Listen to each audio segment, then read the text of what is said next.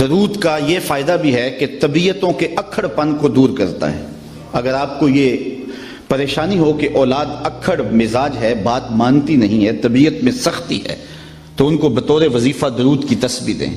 آپ ہفتوں اشروں میں دیکھیں کہ ان کی طبیعت میں لطافت آ گئی ہے۔ درود پڑھنے والے کو اللہ ذہانت کی دولت سے بھی مالا مال کرتا ہے۔ درود پڑھنے کا سب سے بڑا فائدہ یہ ہے کہ رسول کریم نے ارشاد فرمایا قیامت کے دن میرے سب سے نیڑے وہ ہوگا جو کثرت کے ساتھ میرے اوپر درود پڑھنے والا ہوگا۔ ایک اور بات بھی عرض کرنا چاہتا ہوں، آج 72-73 فرقے ایک بندے کو کھینچ رہے ہیں اور ہر بندے کے لبوں پر قرآن و حدیث کی بولی ہے۔ عام آدمی پریشان ہو جاتا ہے کہ جاؤں تو کدھر جاؤں۔ ہر بندہ تحقیق کرنے بیٹھ جائے اور ان 72-73 فرقوں میں سچائی پہ کون ہے اس کو تلاش کرنے لگ جائے تو وہ باقی امور زندگی کیسے بجا لائے گا؟ تو کیا سادہ سا نسخہ ہے کہ ہم حق کو پہچانیں۔ 72-73 آدمی ایک بندے کو کھینچ رہے ہوں تو اس کا تو دماغ خراب ہو جاتا ہے۔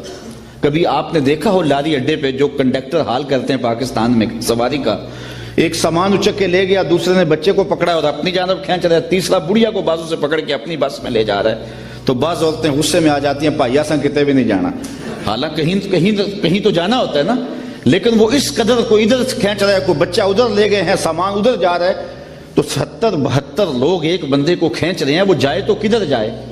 یہ بات امام زین العابدین سے اس زمانے میں کسی نے پوچھی، حضرت جب اتنے فرق و ترک ہو جائیں گے تو میرے لیے کیا پہچان ہے حق کی؟ تو امام زین العابدین نے فرمایا جو اہل السنہ ہوں گے وہی اہل حق ہوں گے۔ تو سائل بڑا سیانہ تھا، دور اندیش بھی تھا، اس نے کہا اگر بہت سارے لوگ اسی ٹائٹل کے ساتھ موجود ہوں تو اس میں پھر اصلی سنی کی پہچان کیا ہوگی؟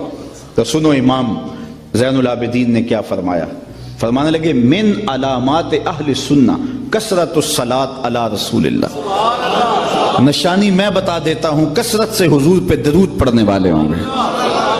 اب کوئی خیر سے ہمیں درودیہ ہونے کا تانا دے، ہمارے لیے یہ تمغہ امتیاز ہے۔ میں کہتا ہوں ہم بارودیے نہیں، ہم درودیے ہیں۔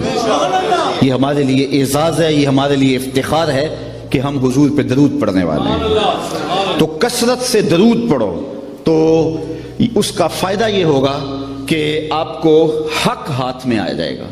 اچھا ایک آخری بات درود کے حوالے سے اور بھی عرض کروں کہ درود پڑھنے والے کے لہجے میں مٹھاس پیدا ہو جاتی ہے۔ کسی نے اقبال سے یہ راز پوچھا کہ تیرے شعروں میں کھنڈ کہاں سے آئی؟ غالب اقبال سے بڑا شاعر اہل نقد مانتے ہیں، لیکن جو عزت اقبال کو ملی علیہ رحمہ کو وہ غالب کا مقدر نہیں ہو سکی۔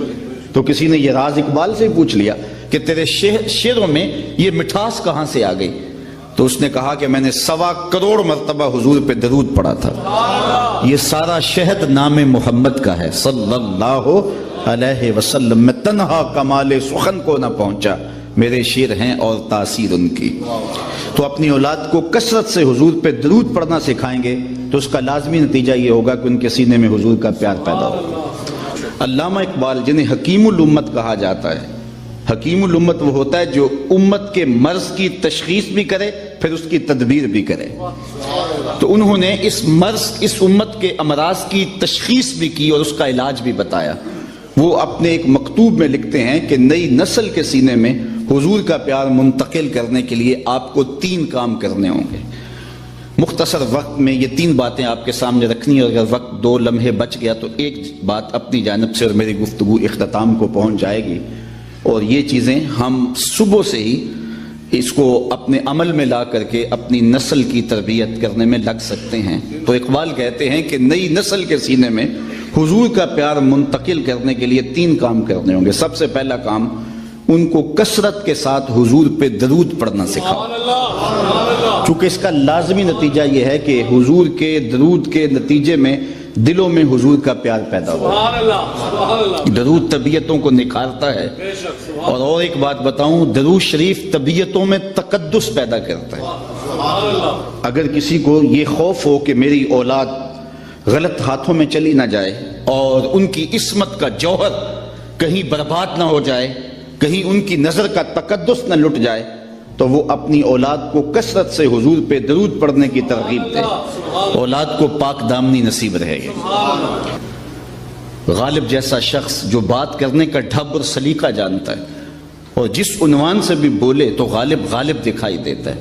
یہ مسائل تصوف کے، یہ تیرا انداز بیاں غالب، ہم تجھے ولی سمجھتے اگر بادہ خار نہ ہوتا. جس عنوان سے بھی آئے، ذکر اس پری وش کا، پھر بیاں اپنا تھا، بن گیا رقیب آخر جو راز داں اپنا تھا. تو بات کرنے کا فن جانتا ہے. جب اسے کہا کہ حضور کی مدح میں لب کھول تو قلم پھینک دیتا ہے اور کہتا ہے غالب ثنائے خواجہ بیزداں گزاشتیم کہاں ذات پاک مرتبہ دان محمد است. غالب جب میں جانتا نہیں ہوں تو بیان کیسے کروں؟ تو جو جانتا ہے وہی بیان کرنے والا ہے. اسی کی ظہوری نالے ساڈا کی بیان ہے، اودیاں تے صفتاں دا نات خاں قرآن ہے. صورتاں سپارے رنگ نبی دے جمال دا، لب کے لے آواں کتوں سونا تیرے نال. حضرت شاہ ولی اللہ محدث دہلوی لکھتے ہیں آپ کے مادح کی آخری حد عجز ہے. اگر کوئی حضور کی مدح کرنے بیٹھے تو اس کی آخری حد کیا ہوگی؟ عجز. وہ تھک کے کہے گا لا یمکن الثناء کما کان حقہ بعد از خدا بزرگ توئی قصہ مختصر. تو حق بھی ادا نہیں ہو سکتا، لیکن یہ سعادتیں سمیٹنے کے لیے ہم حضور کا ذکر کرتے ہیں. تیسری بات، حضور علیہ السلام کا میلاد کر کے، حضور کا ذکر کر کے ہم ایک تیسرا مقصد حاصل کرتے ہیں، اور وہ کیا کہ یہ ورثہ جو ہمیں حب رسول کا اپنے ماں باپ سے ملا تھا، ہم اس ذریعے سے اپنی نئی نسل کے اندر منتقل کرتے ہیں. ہم نے ہمارے ماں باپ نے ہمیں حضور کا نام دیا تھا. اقبال نے کہا تھا نام تو از پدرا مختم، حضور آپ کا نام میں نے اپنے باپ سے سیکھا تھا. تو آج ہم حضور کا ادب کرنے والے ہیں، حضور سے محبت کرنے والے ہیں، تو ہمارے ماں باپ نے ہمیں سکھایا. اسی لیے امیر ملت علیہ رحمہ فرمایا کرتے تھے جوتے پرانے ہو جاؤ تو نئے خرید لیں، لباس پرانا ہو جائے تو نیا خرید لو، لیکن عقیدہ نیا نہ لینا، عقیدہ پرانا ہی رکھنا. نیشا پور کے ایک محدث آخری دم توڑتے لمحوں میں اپنے شاگردوں کو بلا کے کہنے لگے کہ تم سب گواہ بن جاؤ، میں نیشا پور کی بوڑھی عورتوں کے دین پہ مر رہا ہوں.